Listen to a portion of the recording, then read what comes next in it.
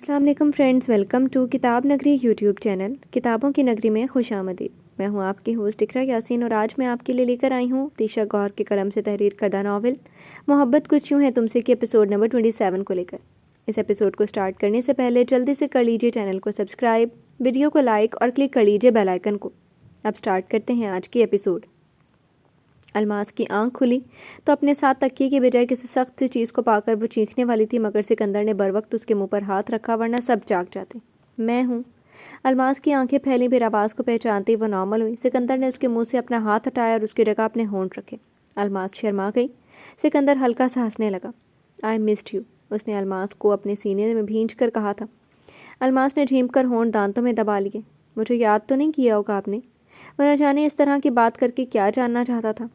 کیا تھا، الماس نے آہستہ سے پلکیں جھکا کر کہا۔ جھوٹی، اگر یاد کیا تھا تو فون نہیں کر سکتی تھی؟ وہ اب مصنوعی ناراضگی سے اسے دیکھ رہا تھا۔ میرے پاس آپ کا نمبر نہیں ہے، اور اگر ہوتا بھی تو بھی نہیں کر سکتی تھی، فون نہیں ہے میرے پاس۔ الماس نے اسے حقیقت سے آگاہ کیا تو وہ کچھ سوچتے ہوئے کہنے لگا۔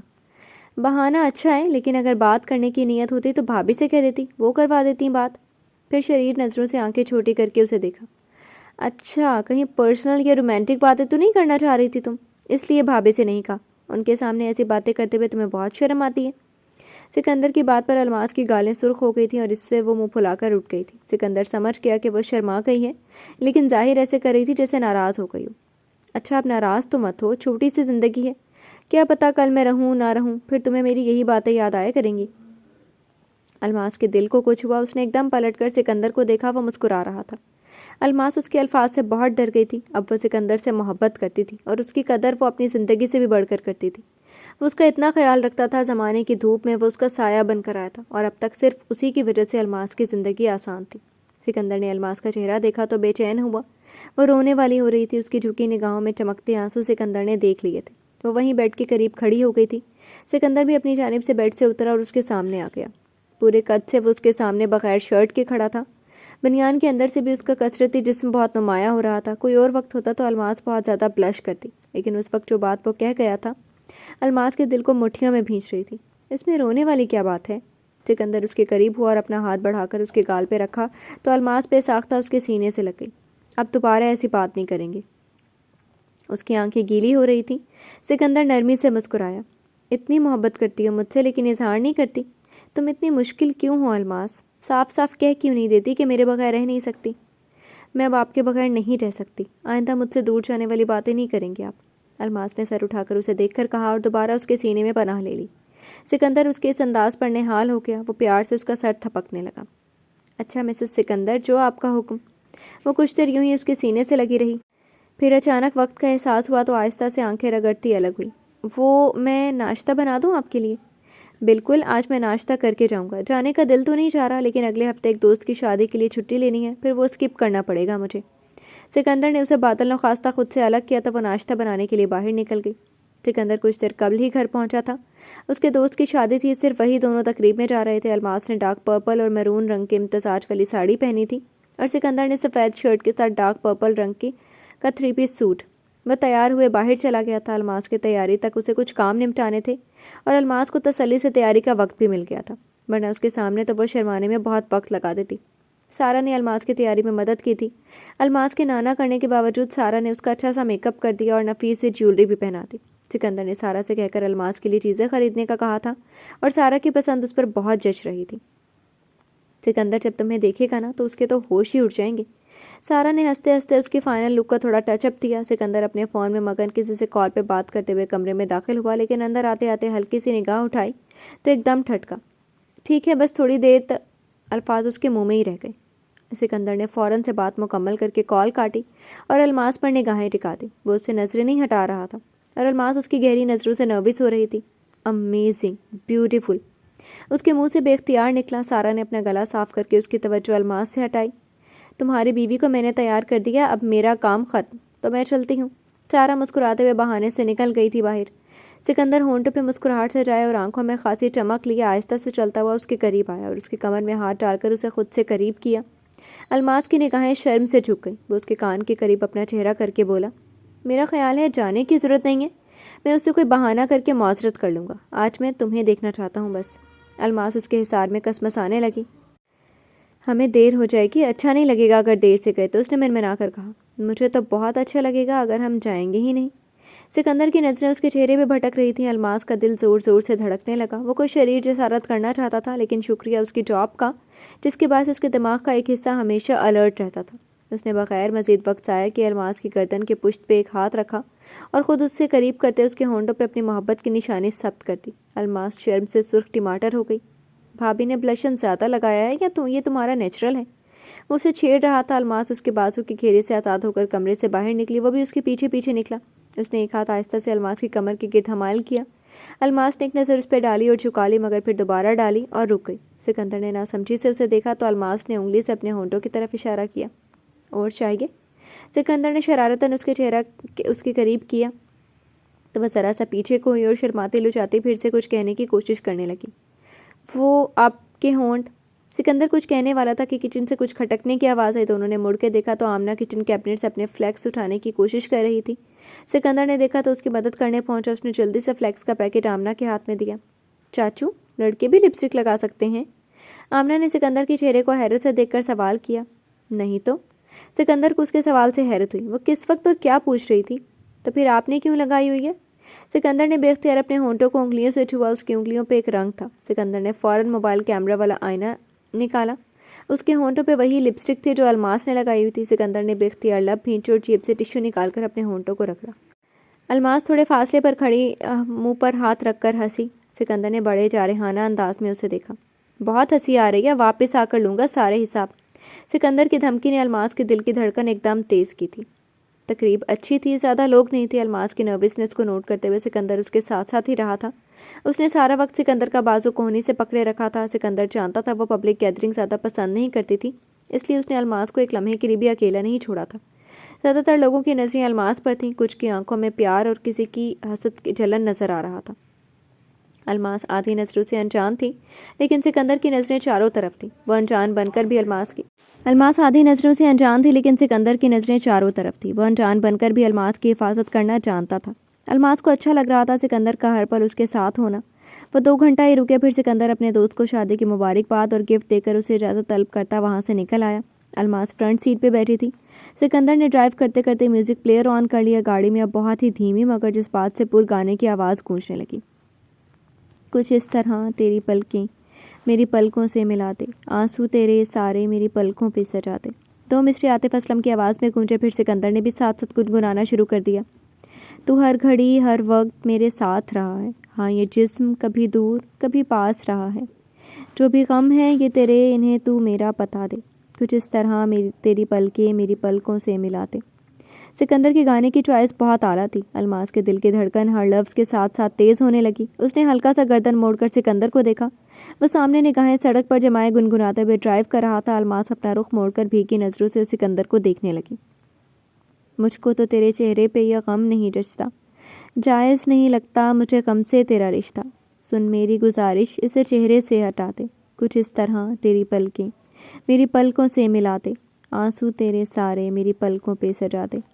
سکندر نے گردن موڑ کر رخ الماس کی جانب کیا۔ وہ بھیگی اور ممنون آنکھوں سے سکندر کو دیکھ رہی تھی۔ سکندر کو اس کے رونے سے بے چینی ہوئی۔ وہ کبھی سڑک کو کبھی اس کو دیکھنے لگا۔ کیا ہوا میری جان؟ الماس اس کے مخاطب کرنے پر ایک دم ہوش میں آئی تھی۔ گیت کے الفاظ اور میوزک نے اسے کسی ٹرانس کی کیفیت میں ڈال دیا تھا۔ سکندر کی آواز نے اس فسوں کو توڑا تو وہ رخ سامنے موڑ گئی۔ اسے احساس بھی نہیں ہوا وہ کب رونے لگی تھی۔ اپنی بھیگی گالوں کو چھوا تو معلوم ہوا کہ وہ کب سے رو رہی تھی۔ کچھ نہیں، اس نے آہستہ سے کہا تو سکندر نے اس کا ایک ہاتھ اپنے ہاتھ میں تھام لیا، اس کا دوسرا ہاتھ اسٹیئرنگ پر تھا۔ تمہارے چہرے پر اداسی اور آنکھوں میں آنسو مجھے تکلیف دیتے ہیں الماس، تمہارے چہرے پر مسکراہٹ بہت پیاری لگتی ہے، تم رویا مت کرو، میرے دل سے برداشت نہیں ہوتا۔ سکندر کے لفظوں نے الماس کو اور جذباتی کر دیا۔ اس کی آنکھیں پھر سے بھیگنے لگیں۔ وہ مسکراتے ہونٹوں اور بھیگی آنکھوں سے سکندر کو دیکھ کر کہنے لگی، آپ نے میرے لیے جو کچھ بھی کیا ہے اس کے لیے میں ساری زندگی آپ کی شکر گزار رہوں گی۔ الماس نے اپنے ہاتھ پر رکھا، اس کا ہاتھ اسی ہاتھ سے تھام کر اپنے ہونٹوں سے لگایا۔ سکندر کے پورے وجود میں سرشاری سرایت کر گئی۔ وہ اندر سے مطمئن ہو گیا تھا۔ گھر پہنچ کر الماس نے فوراً ہی شاور لیا اور لباس تبدیل کر لیا۔ سکندر نے بھی اس کے بعد شاور لے کر آرام دہ کپڑے پہن لیے۔ وہ تقریب میں 2 گھنٹہ ہی رکے تھے، لیکن سکندر کی نظریں بار بار بھٹک رہی تھیں، کبھی الماس کے بالوں پر اور کبھی اس کے چہرے پر، کبھی اس کے کانوں میں لٹکتے نفیس سے ایئر رنگز پر، کبھی اس کے شفاف گردن پر۔ کبھی اس کے سرخی مائل گلابی ہونٹوں پر، کبھی اس کے ناک میں چمکتی لونگ پر، اور کبھی اس کی گھبرائی ہوئی خوبصورت آنکھوں پر۔ سکندر نے 2 گھنٹے بہت مشکل سے کاٹے تھے۔ اب وہ ریلیکس ہو کر الماس کے ساتھ آ کر بیٹھ گیا اور ایک بازو اس کے کندھوں کے گرد پھیلا کر اسے اپنے ساتھ لگایا۔ مسز الماس، سکندر، آپ نے میرے دل پہ پوری طرح سے قبضہ کر لیا ہے۔ آئی لو یو میری جان۔ سکندر نے دوسری بار اپنی محبت کا اعتراف اس سے کیا تھا۔ وہ شرما گئی۔ اس نے اپنا سر سکندر کے کندھے سے ٹکا دیا۔ کچھ بولو گی نہیں؟ اس کی خاموشی پر سکندر نے بے تابی سے پوچھا۔ کیا کہوں؟ یہی کہ اب یہ بھی میں بتاؤں؟ سکندر کی آواز میں مصنوعی غصہ محسوس ہوا۔ الماس نے اپنا نچلا ہونٹ دانتوں میں لے لیا۔ سکندر نے کچھ دیر اس کے جواب کا انتظار کیا، مگر وہ کچھ نہیں بولی۔ الماس، میں کچھ پوچھ رہا ہوں۔ وہ اس کی خاموشی سے الجھنے لگا تھا۔ وہ اس سے کسی خوبصورت اعتراف یا اقرار کی توقع کر رہا تھا۔ ایک پیاس تھی جس کے کان الماس کے منہ سے کچھ الفاظ سن کر بجھانا چاہتے تھے۔ آپ میرے لیے سب کچھ ہیں، وہ آہستہ سے بولی۔ سکندر نے اس کی پیشانی پر اپنی محبت کی نشانی ثبت کی۔ الماس نے پرسکون ہو کر آنکھیں بند کر لیں۔ انیکا ناشتے سے فارغ ہو کر شفقت بہزاد سے فون پر بات کر رہی تھی۔ شفقت بہزاد ادیب اور انیکا کا کلاس فیلو اور ان کے کاروبار کا شراکت دار بھی تھا۔ انیکا ادیب کے یوں اچانک غائب ہونے سے پریشان تھی۔ صرف وہی نہیں، ادیب کے ہم خیال ساتھی بھی اس بارے میں پریشان تھے اور کوشش میں لگے ہوئے تھے کہ ادیب رانا کا کوئی سراغ مل سکے۔ ایک گارڈ نے اندر آ کر انیکا کو اطلاع دی، بیگم صاحبہ، آپ سے کوئی آدمی ملنے آیا ہے اور کہہ رہا ہے کہ ادیب صاحب کے متعلق کچھ جانتا ہے۔ انیکا نے شفقت بہزاد سے فون پر دوبارہ بات کرنے کا کہا اور فون کاٹ دیا۔ پھر وہ گارڈ کی طرف مڑی۔ اسے اندر بھیج دو۔ گارڈ تابعداری سے سر ہلا کر باہر نکل گیا۔ تھوڑی دیر بعد وہ ایک آدمی کے ساتھ اندر داخل ہوا اور اسے انیکا کے پاس چھوڑ کر چلا گیا۔ بیٹھو۔ انیکا نے اسے بیٹھنے کا اشارہ کیا تو وہ دانت نکالتا ہوا صوفے پر بیٹھ گیا۔ میں ادیب صاحب کے بارے میں یہ تو نہیں جانتا کہ وہ کہاں ہوں گے، لیکن اتنا مجھے پکا شک ہے کہ کس آدمی کے پاس ہوں گے۔ تم ہو کون اور اتنے یقین سے کیسے کہہ رہے ہو؟ میرا نام اشتیاق ہے جی، میں ادیب صاحب کا ادنیٰ سا ملازم ہوں، اور یہ سب اس لیے جانتا ہوں کیونکہ وہ بندہ بڑا خطرناک ہے۔ اگر ادیب صاحب کو جلدی نہ چھڑایا گیا تو وہ انہیں مار دے گا۔ اس کا انداز کچھ ایسا تھا کہ انیکا کو بہت بے چینی ہوئی۔ کون ہے وہ آدمی؟ سکندر شیراز خان، اس نے بڑے اطمینان سے بتایا۔ انیکا نے کچھ سوچ کر اس بات میں سر ہلایا اور اسے جانے کا اشارہ کیا۔ وہ سر کے اشارے سے سلام کرتا باہر نکل گیا۔ الماس، سارا اسے آواز دیتے ہوئے کمرے میں آئی تو وہ سارے کپڑے ترتیب سے الماری میں ہینگ کر رہی تھی۔ جی باجی۔ الماس نے الماری بند کی اور سارا کی جانب دیکھا۔ سکندر کا فون ہے، تم سے بات کرنا چاہتا ہے۔ الماس نے تھوڑا سا جھجکتے ہوئے فون اس کے ہاتھ سے لیا تو سارا مسکرا کر فون اسے دیتے ہوئے باہر نکل گئی۔ ہیلو، اس نے آہستہ سے کہا۔ کیسی ہیں آپ مسز سکندر؟ سکندر کی خوشگوار چہکتی ہوئی آواز اس کے کان میں گونجی۔ میں ٹھیک ہوں، آپ کیسے ہیں؟ سکندر کھل کر ہنسا۔ پہلی مرتبہ آپ کو میری خیریت پوچھنے کا خیال آیا ہے۔ ٹھیک ہوں میں بھی، اور تمہارے لیے ایک چھوٹا سا سرپرائز ہے۔ آج آپ اچھے سے تیار ہوں گی اور ہم باہر ڈنر کریں گے۔ میں بس 2 گھنٹے تک گھر آ رہا ہوں۔ سکندر کی آواز سے لگ رہا تھا کہ وہ کافی خوش ہے۔ ٹھیک ہے، الماس نے مختصراً کہا۔ بس صرف ٹھیک ہے؟ اور کوئی بات نہیں کرو گی؟ کوئی رومانٹک سا جملہ؟ سکندر کی آواز میں مایوسی محسوس ہوئی۔ میں آپ کا انتظار کروں گی، الماس نے کچھ سوچ کر کہا تو بھی سکندر کی تسلی نہیں ہوئی۔ یہ رومانٹک جملہ ہے؟ وہ سنجیدہ تھا۔ مجھ سے نہیں ہوتی ایسی باتیں، الماس نے ناراض سی آواز میں جھنجھلا کر کہا۔ اف، ایسے ناراض تو مت ہو میری جان۔ اس کے طرز تخاطب پر الماس شرما گئی۔ جب تم شرماتی ہو تو اور بھی پیاری لگتی ہو۔ الماس نے جھیم کر ادھر ادھر دیکھا کہ کہیں وہ اسے دیکھ تو نہیں رہا۔ آپ سے کس نے کہا کہ میں شرما رہی ہوں؟ تمہیں پتہ ہے نا، تمہارے سارے جھوٹ پکڑ لیتا ہوں، فون میں سے بھی محسوس کر سکتا ہوں تمہارے احساسات اور جذبات۔ الماس بالکل گانگ ہو گئی۔ وہ اسے اس کی سوچ سے بھی زیادہ سمجھتا تھا۔ وہ کچھ بول ہی نہیں پا رہی تھی۔ چلو تم تیاری شروع کرو، میں آ رہا ہوں۔ الماس کو فون میں سے گاڑی کے دروازہ بند ہونے کی آواز آئی اور اس نے خدا حافظ کہہ کر فون کاٹ دیا۔ جب سے الماس اور سکندر کے بیچ کی دوریاں ختم ہوئی تھیں، وہ کام میں اتنا مصروف ہو گیا تھا کہ الماس کو مکمل وقت بھی نہیں دے پا رہا تھا۔ اب اسے 2 دن کی چھٹی ملی تھی اور وہ جلد از جلد گھر جانا چاہتا تھا۔ اس نے الماس کے ساتھ ڈنر کا پلان بنایا اور پرسکون ذہن کے ساتھ باہر نکلتے ہوئے الماس کو کال ملائی۔ الماس سے بات کرتے کرتے وہ گاڑی کا دروازہ کھول کر بیٹھا اور بات کر کے فون ڈیش بورڈ پہ رکھا۔ گاڑی سٹارٹ کی اور پارکنگ سے نکلا تو وامک مل گیا۔ سر، آپ کا آف ہے؟ سکندر نے اس بات میں سر ہلایا۔ سر، وہ مجھے بھی گھر جانا ہے، کچھ کام نپٹانے ہیں۔ وامک نے اپنا مدعا بیان کیا۔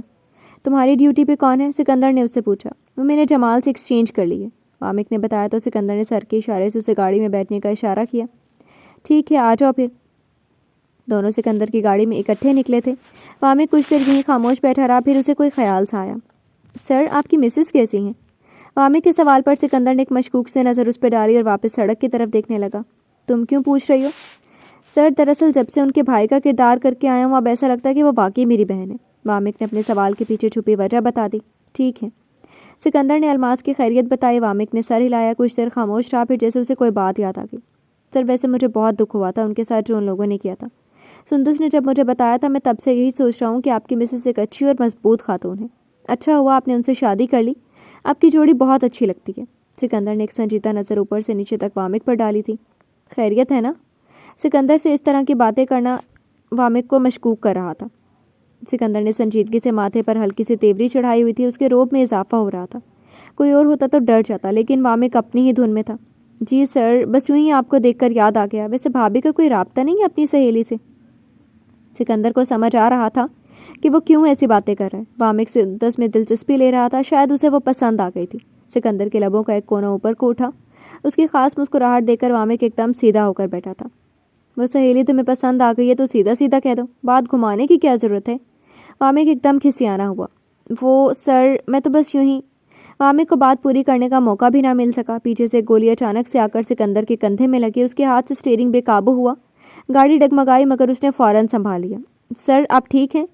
وامک نے پہلے سکندر کو پھر پیچھے مڑ کر دیکھا۔ باقاعدہ فائرنگ شروع ہو گئی تھی۔ وامک نے اپنی گن نکالی اور سکندر گولیوں سے بچنے کی کوشش کر رہا تھا۔ وامک نے کئی جوابی وار کیے۔ سکندر زخمی کندھے سے ڈرائیو کر رہا تھا اور اس نے سپیڈ تیز کی۔ ایک گولی وامک کی گردن کو چھو کر گزری۔ آفس فون کرو فوراً، ٹیم کو انفارم کرو ہم پہ حملہ ہوا ہے۔ ادیب رانا کی سیکیورٹی ٹائٹ رہنی چاہیے۔ وامک نے جلدی سے سکندر کے حکم پر عمل درآمد کیا۔ فائرنگ ہوتے ہوتے ایک گولی سکندر کی گاڑی کے ٹائر پہ لگی اور ٹائر برسٹ ہو گیا۔ گاڑی ایک بار پھر بے قابو ہوئی، لیکن اس نے بروقت بریک لگائی۔ حملہ ایسی جگہ ہوا تھا کہ کچے سے علاقے میں سڑک بنی تھی، آس پاس نہ تو ٹریفک کا رش تھا اور نہ آبادی۔ سکندر اور وامک دونوں گاڑی سے نکلے اور گاڑی کی اوٹ میں چھپ گئے۔ ادیب رانا جتنا طاقتور آدمی تھا، اس کے لیے ایسے غیر قانونی گنڈوں کی فوج رکھنا کوئی اچنبھے کی بات نہیں تھی۔ سکندر کا خون بہہ رہا تھا اور وامک نے اس کے زخم پہ ہاتھ رکھا ہوا تھا تاکہ خون مزید نہ بہے۔ کچھ دیر میں وہ گنڈے ان کے سامنے آ گئے اور انہیں ڈھونڈ لیا۔ سکندر اور وامک کے گرد ان کا گھیرا تھا، سب نے ان پر گن تان رکھی تھی۔ سکندر زخمی شیر کی طرح ان کو گھور رہا تھا۔ رسی جل گئی پر بل نہیں گئی۔ اشتیاق سامنے آیا اور سکندر کو دیکھ کر تنزن کہا۔ اس کے چہرے پر بڑی فاتحانہ مسکراہٹ تھی۔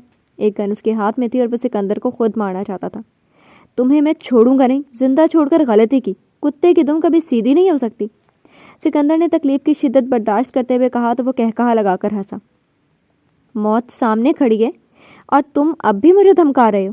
آج تمہاری باری ہے اور میں بالکل تمہیں زندہ نہیں چھوڑوں گا۔ سکندر بے خوفی سے اس کی آنکھوں میں دیکھتا رہا۔ اشتیاق سے اس کا گھورنا برداشت نہیں ہوا۔ اس نے 2 فائر سکندر کے سینے پر کیے اور ایک وامک کی۔ جی تو فرینڈز، کیسی لگی آپ کو آج کی ایپیسوڈ؟ کمنٹ سیکشن میں ضرور بتائیے گا۔ پھر حاضر ہوں گے ناول کے 3rd لاسٹ ایپیسوڈ کے ساتھ۔ تب تک کے لیے اجازت دیجیے۔ شکریہ، اللہ حافظ۔